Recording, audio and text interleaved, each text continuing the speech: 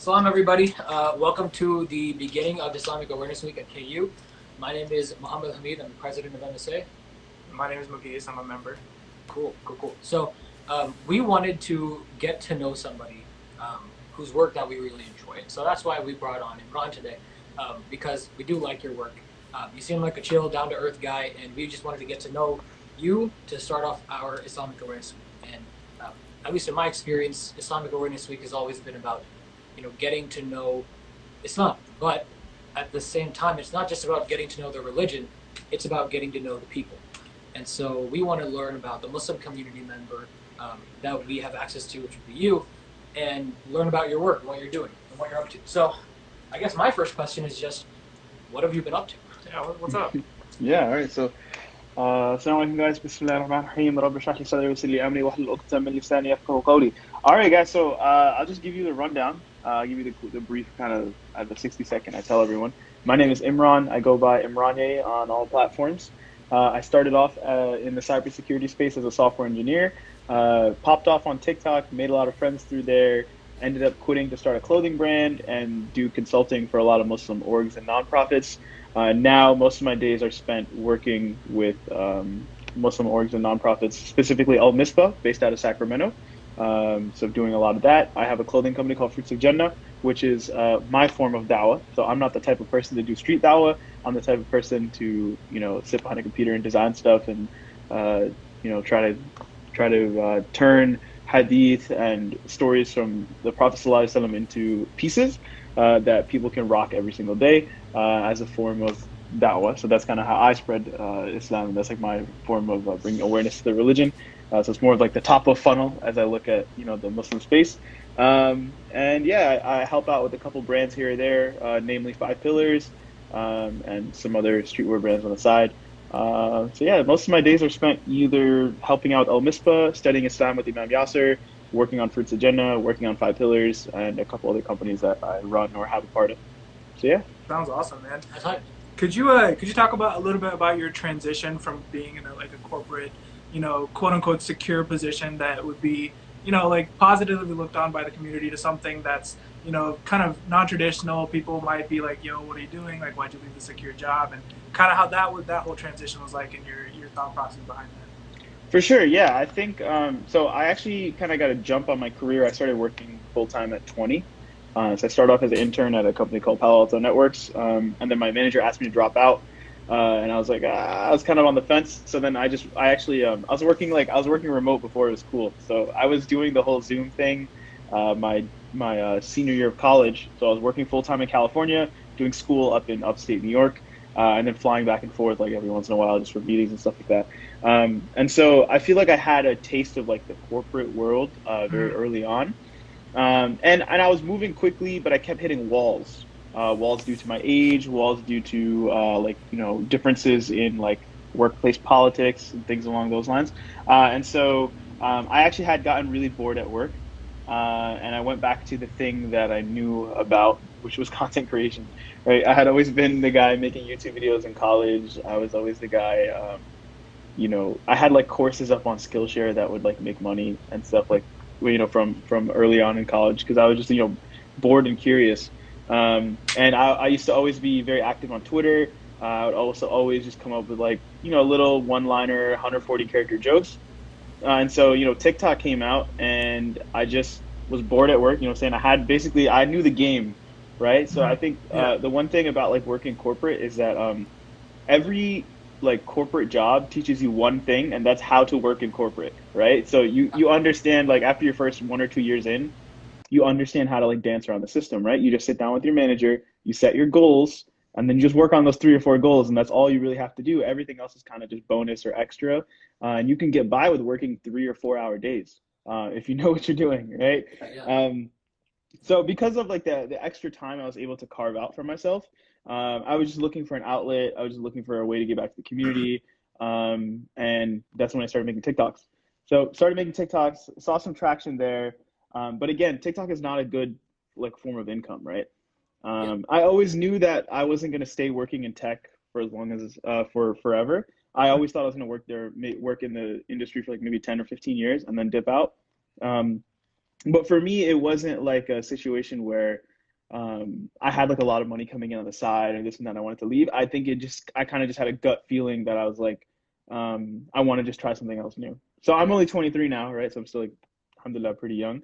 But I had 2.5 years under my belt, which is about where I would be if I was like maybe 25, right? And I kind of dilly dallied through college. So I said, you know what? Um, I'm still young. I'm interested in my religion now more than ever. I'm interested in creating content, doing creative things. Um, I was ready to take the leap. I just didn't know where to go, right? And so once I started talking to Farouk from Five Pillars, it became a lot clearer to me. So there was like a lot of synergy between us. He's like very creative. He has a lot of experience running businesses. I'm very technical, still pretty creative, still kind of had the eye for design, not as much as him.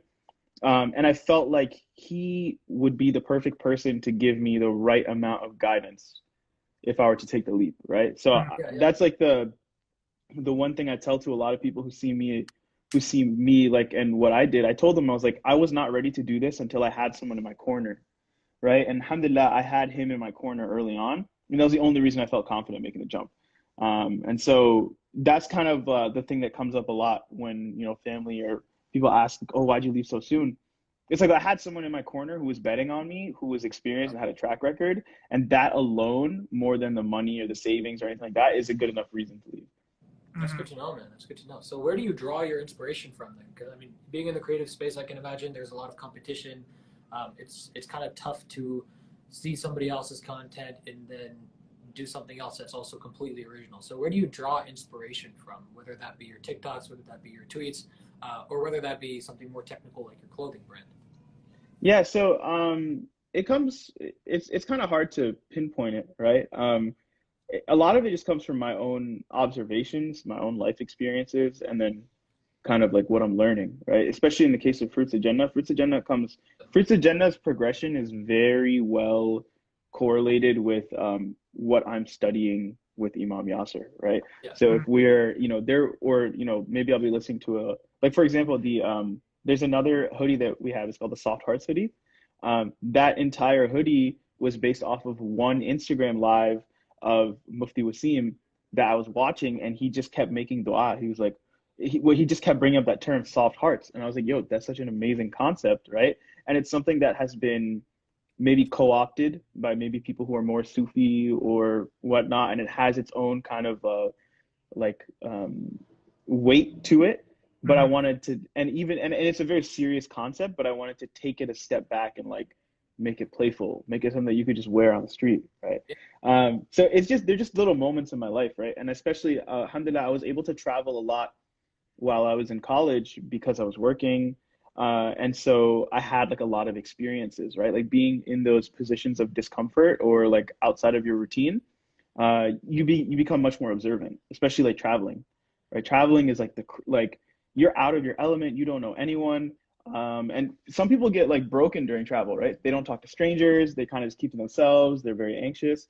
But if you can understand like everything that comes with travel and you can kind of get comfortable with the discomfort, and you just start watching people, you'll notice behaviors, you'll notice trends, and then you can play with them, right? So even in the case of like some of my best tweets have come from traveling, right? Because I've been to Chicago, I've been to Texas, I've been to LA, right? You'll notice there's a commonality between the Muslims there. You'll notice you'll meet the same 12 to 15 characters, right? You'll notice that like everyone in all these cities, there's like a group of four dudes who are just in the masjid all day.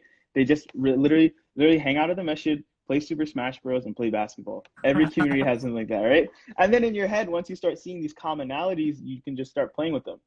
And then Yeah. once you play with them and once you have these kind of life experiences, that's where like I draw a lot of the comedic inspiration from, you know? So it's really just my life, right? Like people like to make jokes like, "Oh, you're a simp on Twitter or this or that," right? But like there's some if my friends are going through something, in the back of my head I'm thinking about ways to turn it into a way to make them laugh, right?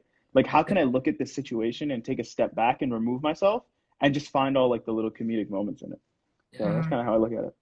Yeah, so speaking a little bit about Fruits of Jannah, then, a lot of people would say that the Muslim apparel, that whole niche is pretty saturated. And I mean, like, I've seen a bunch of tweets saying, like, slap Herb on a hoodie and like, go sell it, Muslim influence or whatever. So how are you able to differentiate yourself just because like you entered the space in what, 2020? What you launched? Yeah. I mean, our first launch was in August of 2021. And so there's kind of two parts to that, right? There's like the whole trope of like hub on a hoodie, salam on Yeah, a hoodie, right? I did some research and I was like, who's the person who did that first, it was five right? pillars, right? And it was five pillars. So I was like, you know what? Right. If this guy is the one who's setting the trends in his space, Mm, and I'm the one who's setting the trends in my space, you want to gravitate to those people, right? Because I think like the business part will come, the business part can be learned, but it's extremely difficult to be creative and craft a unique product, right? yeah. And so that's kind of the biggest thing I learned from him, right? Is like how to play with concepts, how to make new concepts, right? Because like whether we like it or not, now I started seeing people put Jannah on hoodies, right? Like Mhm. this design has already been stolen. Like greetings from Jannah, it's already been stolen by like a Mhm. couple other brands. Um, People even taking like the same fonts and stuff like that. Mhm. And so, it's really difficult. It's sometimes it's disheartening, right? To like when you see people like copying whatever, but that's how you know you have this sort of like product market fit, right? Yeah. It's like, and it's hard because when I approached Farouk about the idea of Fruits of Jannah, I told him, I was like, look, every Muslim clothing brand is doing the same earth tones.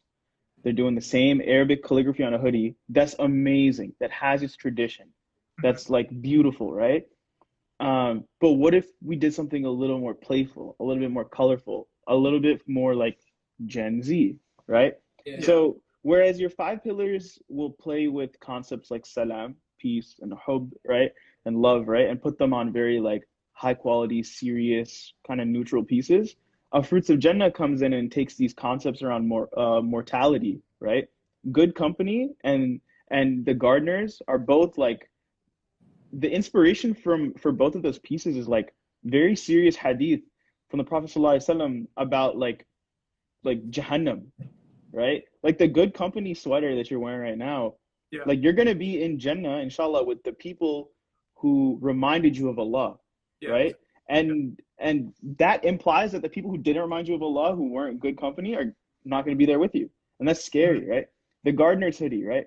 What does the back of it say? Planting seeds even if we may never see the fruit, right? That comes from a hadith from the Prophet sallallahu alaihi wasallam, which is something along the lines of if you're planting a seed and you see the day of judgment in front of you, if you see the Dajjal coming, you still plant the seed, right? That Mhm. means if you see death in front of you, if you're going to die tomorrow, if the doctor says you have 30 days to live, you still have to do the good, right? You still have to do the good. So all of these like concepts are very deep. They're very deep and they're very like some of them even scary, right? So Mhm. Yeah. how do you introduce that to a market that's never seen that? You juxtapose it by making it colorful and friendly and playful, right? And so that's kind of where that was like the original idea I had for Fruits of Jannah. And we Mhm. had some reference brands. And once I brought that to him, he was like, yo, this is finally something that's truly different, right? It's Exactly. not like recreating cultural pieces, it's not recreating Islamic calligraphy, but it's drawing inspiration from the one who creates inspiration, right? Mhm. Like to think about it, like it's an amazing privilege to be able to be a creative, right? Because Mhm. creating is one of Allah's attributes that He's giving us permission to use. And He only gives it to certain people. So when you know you have that attribute, you have to go all in, right? Because using it, the amount of accidental dawah that has come from like Muslim clothing in general, like we don't even know. Mhm. Perhaps there was a piece that somebody wore that said salam that drew someone into Islam, but we don't know, right? Yeah. Um, and so that's how I try to be different. I know it's a long-winded answer, but yeah. That's awesome, So, man. what advice do you have for people who are trying to break into the same creative space? Because, I mean, we've already said there's clearly a lot of competition. You had your way of differentiating yourself in the market by, encompassing design and the actual words of the hadith to separate yourself from everybody else. So, what advice do you have for other people to do the same thing? Hmm. So I there's an element of like obviously being original, right? But Mhm. from the business side, you also don't want to make things that don't sell, right? Yep. Right. I just think like being genuine, finding a teacher, actually really digging into the inspiration, making sure your product is on point, make sure the packaging is on point. All those things are important. And then more than anything, if you don't have any experience, like we live in a culture of like everyone is like, oh, if you don't have experience, who cares? Figure it out along the way. But like mentors will give you shortcuts that like will save you years. Yeah. You know what I mean? Like Fruits Agenda to from launch to where it is now, like a lot of people don't know what's going on in the back end, but like I've owned two clothing brands before and I have all those mistakes compounded plus the help of Farouk, right? Yeah. Who's also owned multiple clothing brands, who now owns Five Pillars, right? So a lot of people don't see what goes on in the back end and they just try to replicate like, oh, he started a clothing brand, I want to start a clothing brand too. Right. So Mhm. just really, really, I mean, I would just say to be extremely self-aware about why you're doing it. And if that why is good enough, you'll figure out a way and you'll be able to draw inspiration. You know? Yeah, awesome. One thing, just touching back on the Fruits Agenda, how are you able to use your, your TikTok success and the connections that you made through that to kind of leverage the launch of your brand? Because I remember I had no idea that you launched it, and then like you go on TikTok For You page, and if you're on, Muslim Talk or whatever, like everybody is wearing the Cats Are Muslim T-shirt, and like, how are you able to use your connections to kind of, I guess I don't know the term for the marketing exactly, but Yeah, get I mean, your out there? one thing was I took a huge financial loss in the beginning. Right? I think people don't understand what that means, right? It's like, bro, for me to get the shirts on the back of 60 influencers means you got to send it out to 80 of them, right? And then you got to harass those 60 of them to post, right? And there's like a whole, you may send it out to 80, only 60 may post, and then, like only a couple are going to tag, right? So one is like the money, right? Like I threw all my savings into this, right? So Yeah. it's not just like it didn't just come out of the sky, right? The Mhm. second thing was I wasn't leveraging anything. Most of the people who had Fruits of Jannah on their back, especially early on, were friends, right? Like we have our Muslim TikTok group chats. I'm very Mhm. active in them. I didn't even like I would just slide the link in there. I'm like, yo, hey guys, I'm launching a clothing brand.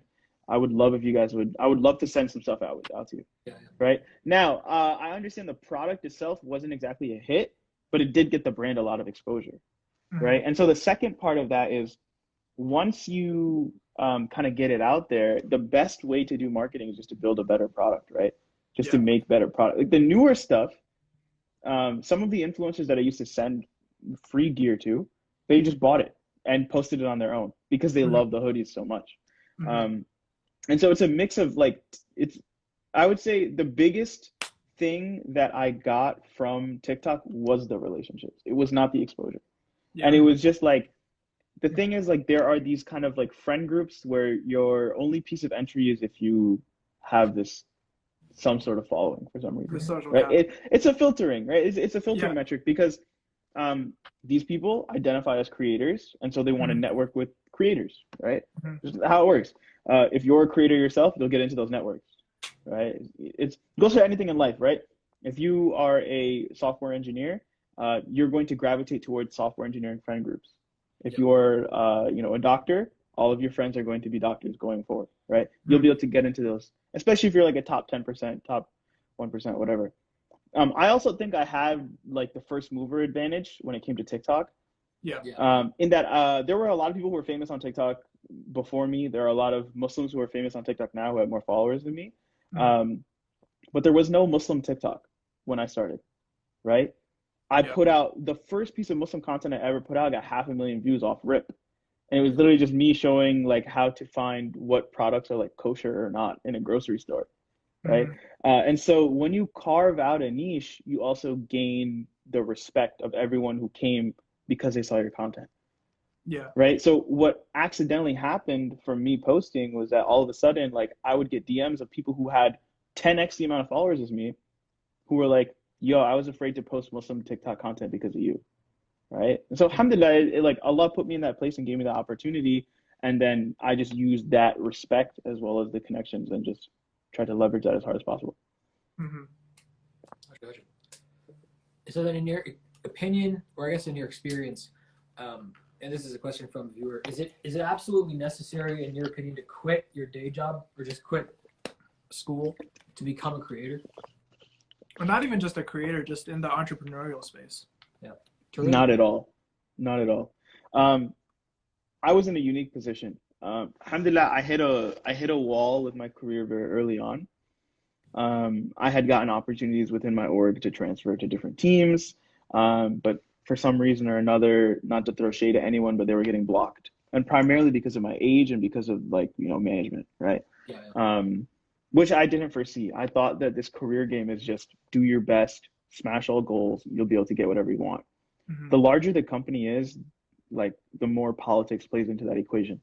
Um, Quitting my job was part of that. Obviously, the other part, or maybe not so obviously, the other part of it was just the fact that I was working a lot. And so I was working across four different time zones essentially, right? So we had a team in India, we had a team in the Middle East, we had a team in New York, we had a team in California or in Plano, and we had a team in California. And I was in New York at the time. And so some days I'd be working from 5 a.m. until 11 p.m., right? Hmm. Just all over the place, right? And so around this time, this is when Silicon Valley started throwing around this new term called work-life integration, which is not work-life balance. They call it work-life integration. Because between commuting, between meetings, when you're working across time zones, one thing you'll notice, especially in Silicon Valley or like the Bay Area, is that people will wake up, there's a meeting at 7 a.m., and then Hmm. in that 1 hour gap is when they commute, or in that 1 hour gap is when they get breakfast, right? Because there's no traditional 9 to 5 and you're a salaried employee, it can either work for you or against you. And in my case, it worked against me. We were cutting staff because of COVID. I was taking on more responsibility, which I was fine with. But at the time, I was just looking for something different. I would also say that before I even put out a single piece of TikTok content or even considered making money or even considered like doing anything like entrepreneurial full time, Hmm. I finished my degree and I had 2 years of experience, right? Or at least 1 year of experience. I wanted to make sure my ducks were in a row before I did anything stupid because I had very early business failures, and I still do to this day have failures left and right. But like the first business I started was like in college when I was like 19, Hmm. right? And that like failed, and then so after those experiences, I was like, you know what? Like I'm going to have a bunch of failures throughout my life. Let me at least get this degree under my belt. Let me get some years of experience. Let me get some connections. And then if I feel like I'm in a position to jump or if I have some sort of traction, then do it. But to be honest, like the Sahaba and the Prophet ﷺ, like they all teach us to be very, very careful with our time, right? Be very careful with our time. Like the Sahaba would not get mad if you wasted anything of theirs. You could waste their money, you could take away their house, so you could cause a ruckus, whatever you want. But if you wasted their time, they would resent you, right? And so if you have a good grasp of your time, like and you're doing the right things, you're praying 5 times a day, you have your morning upcall on lock, all these things, like Allah's going to unlock like ways for you to make things happen while you're in school, while you're working. And then inshallah, if you see traction, yeah, take the jump, right? But again, I can't definitively say yes or no because some people may have to support a family of five, or Yeah. maybe you may be 23, but you're the breadwinner. Suck it up. You're not going to get to do anything until you're 40. But Hmm. that's a privilege, right? So Yeah. it depends on everyone's situation, depends on their risk tolerance, and just depends on the tawakkul too, right? Like you gotta have some pretty like crazy tawakkul levels to like leave, to drop out of high school, quit your job when you have no traction at all, no resources, and just make it happen. You Yeah. know? Gotcha. So a little bit of an expansion on that. Could you kind of touch on just briefly how you found your way back into the software engineering with your new startup, No Code Necessary, right? And Yeah, just for what sure. that is and everything. Yeah, so I had this idea. So okay, I was ahead of it a lot of curves. Okay, I was ahead of cryptocurrency. I was in very early when I was like in high school, right? So I'm 23 now. My Mm. first kind of foray into Bitcoin was like right after the recession. It was like Yeah. 2010, 2011, right? I was broke at the time. Like even Dogecoin, I have like purchase receipts from 2013 of when I bought it on eBay because I didn't have I like back then you like it was really hard to get cryptocurrencies in New York or something. Yeah. Mhm. So for some reason I had asked my dad to buy me Dogecoin off eBay. So like this last year when I see Dogecoin blowing up, I'm like, there's no way this is the same. Like, because for us it was a meme. Like we had a whole group chat where we'd send like the Shiba Inu memes, right? Yeah. And so as someone who's like a technologist, someone who's like genuinely interested in technology, like very curious, I'm ahead of every curve, right? Even NFTs, like the biggest platform for NFTs, I think is going to be Showtime. And Showtime, the founder, like I was working with him like 6 or 7 months ago, right? Mhm. So it's like I've been ahead of all these curves just because I've been curious and I've been on the edge of technology. One thing that I've also been ahead of is this kind of no code movement. And so no code is it's a buzzword, but it's essentially it's basically taking all the complexity of programming and just reducing it systematically over time. So this is going to get really nerdy, but before, you used to have to code on these like punch cards and you'd like print them out and you'd like go to like a data center and like push them through the computer and that's how you programmed, right? And then we got compilers and then we had computers and we had servers and so over time it's been getting easier and easier to write code. So the difficulty has been going down and now the complexity is only about as hard as what you're building. And so this no code movement is all about empowering every single person inside of an organization, whether they're a marketer, an HR generalist, a project manager, a director, a CEO, a VP. All of them should be able to use technology and leverage it in order to solve business problems.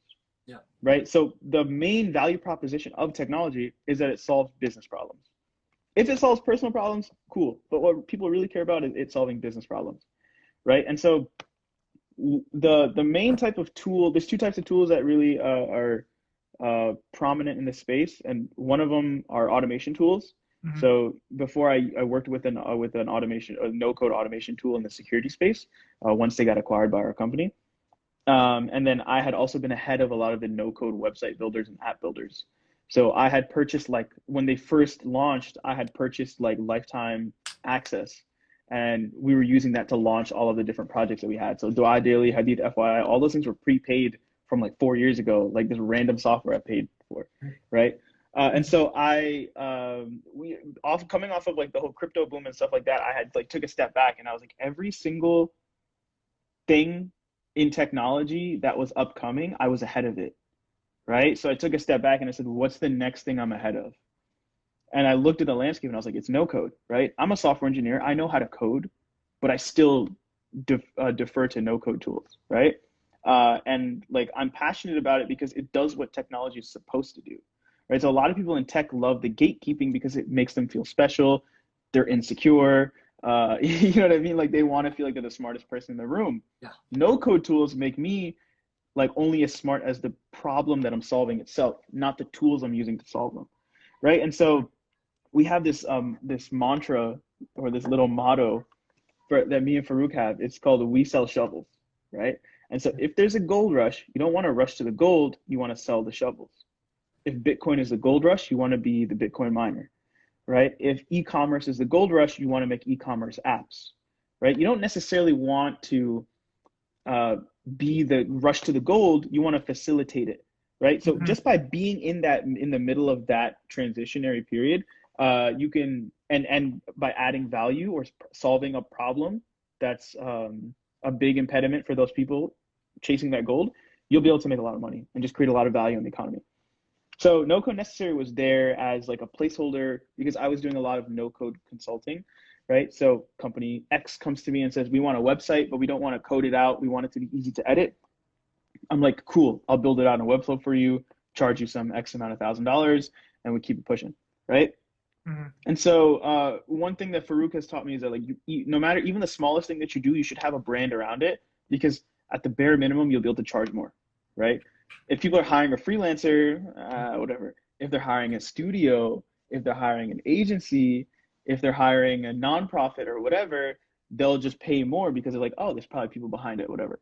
Yeah. And so we wrapped that into no code necessary. I initially launched it as like a unlimited automation as a service, and just had people come and sign up. And the sales were extremely difficult. I've never done B2B sales.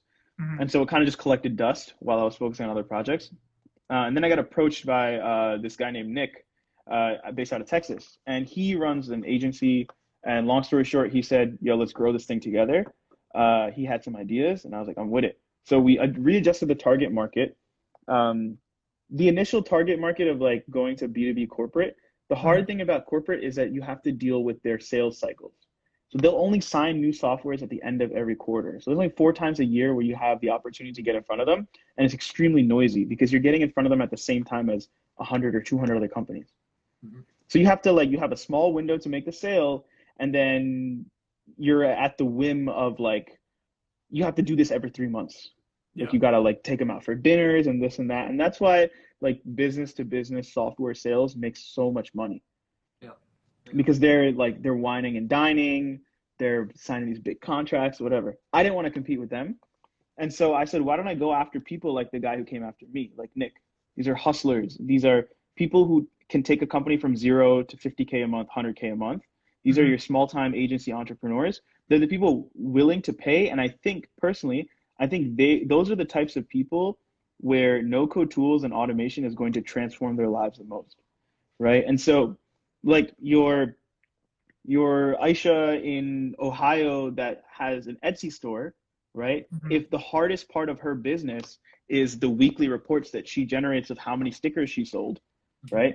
If you can automate that away, she can get back to creating, right? She can get back to making amazing product, and that is going to blow up her business like 10, 20 fold, right? Yeah. And so those are the types of people where I think this can add the most value, right? Hmm. Because if you're in an already in like a corporate company, you're gonna have to deal with like jumping through hoops in order to just set things up, let alone automate things.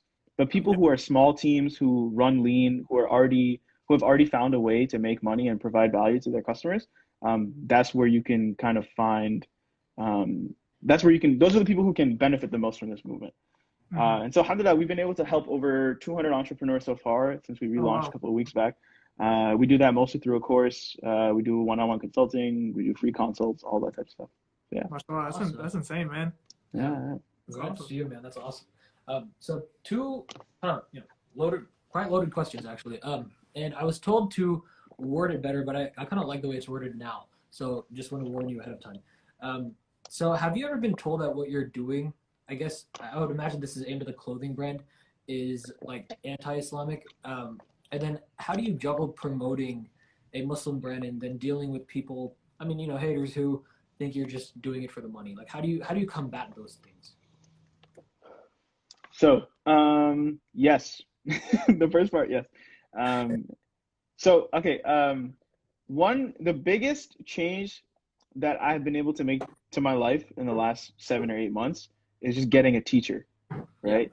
So, Maulana Yasser, he is my teacher, right? I'm his student.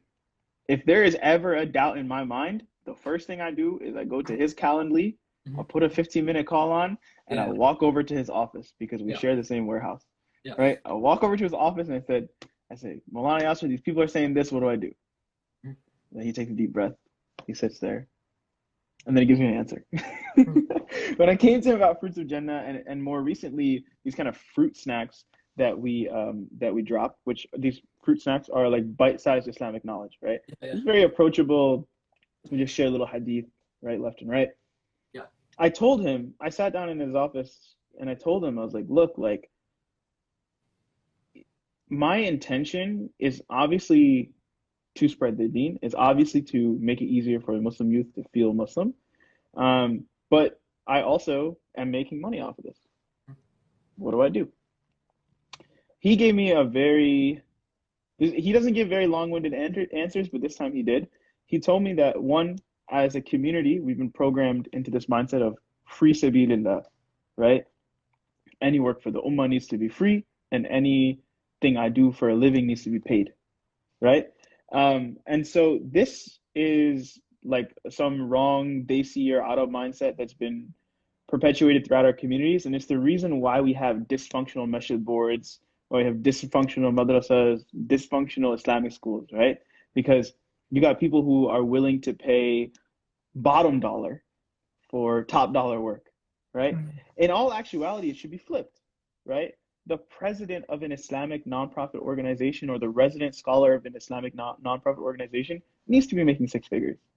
Because why? Because them being taken care of Islamically, or just even a step back, them being taken care of is going to make sure that they're not looking at the money that's coming in.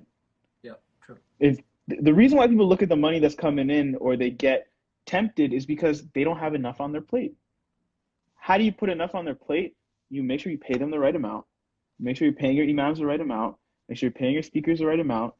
Make sure you're giving your MSAs the right budget, right? Like all these things, right?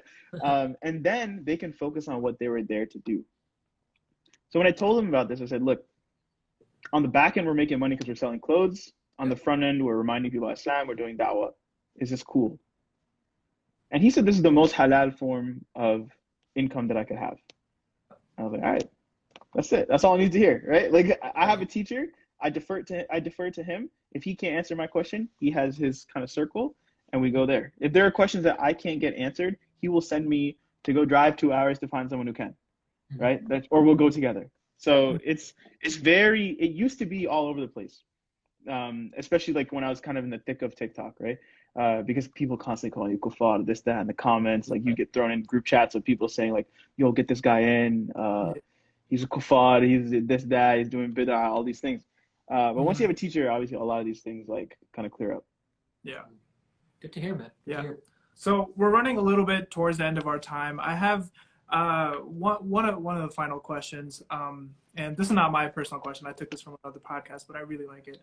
So it's called the Three Truths. So let's say that you, unfortunately, whenever you die, you have to take everything that you put into the world with you, all your, your clothing brand, your dua daily, everything, all the tweets, all the messages that you've put out with you. But you have a piece of paper and a pen, and you can write down 3 things that everybody has to remember you by. So what would be your 3 things that you write down? This is a deep question. Just write it down. Deep. Let me see. The 3 things. Yep. One would be take care of your neighbors. And I'll go into these in a little bit. The second one would be take care of your community easily, right? And there's a reason why they're separate. And the third would just be like, just be positive. You know what I'm saying? Like just take care of your neighbors for me. We'll go on these, right? Take care of your neighbors for me is more about like I live in like a apartment complex where there's like 40 refugee families. A lot of people when they think about the idea of like sadaqah, zakat, they go outside their city, they go outside their country, they go overseas, they build a well because they heard some hadith somewhere. Prophet ﷺ says, oh, you build a well, you do this. But I think people keep forgetting that there are people in their own community who are struggling, right? I live in California. 1 in 4 Californians are food insecure, right? Al-Misbah is the only nonprofit, one of few nonprofits that's actually taking care of things in its locality. There's not many nonprofits in the US that are run by Muslims that are taking care of things in their locality, right? Take care of your neighbors, take care of your community. If everyone did that, wallahi, it would be fine, right? And obviously the positivity stuff is just, it's me. If you ever talk to me, like, I try not to be a downer, right? That's just how it is, right? Because it's not prophetic of me. You know what I'm saying? It's not a characteristic that we would want to emulate, right? The Prophet ﷺ was the type of person that when you talk to him, like you come out with a smile almost all the time. And even his jokes are used for us to derive rulings from, right? So not a word was wasted and not a single person felt like, oh, he has some hatred towards me, right? And so those are the kinds of things that we would want to emulate. Yeah, man. That's awesome, man. Excellent. That's Closing remarks? Yeah, no, I'm good actually. We did have a few other questions, but just in the interest of time, I'm gonna go ahead and conclude now. But hey, thank you so much for being here. It's been, like I said, Islamic Awareness Week is about getting to know the Deen, but it's also about getting to know the Deen through the people. And so it's really great to see that we have a creator like you who is spreading the Deen through yourself, through your brand, and just through what you do. And so, yeah, man, I feel like I learned a lot. Yeah, genuinely. That's awesome, man. Yeah, gotta be honest, we were pretty nervous about. I mean, at least I know I was nervous about going live and then seeing, is he going to be. How is he going to talk to us? Is he going to be nice? Is he going to be mean? But like, is he going to be like yes, no, and then we just move on and it's super awkward? But no, this was excellent, man. You gave us great answers. A lot of stuff for us to learn from. I'm glad that we got somebody like you, man. It's been a pleasure. Jazakumullahu khairan, guys.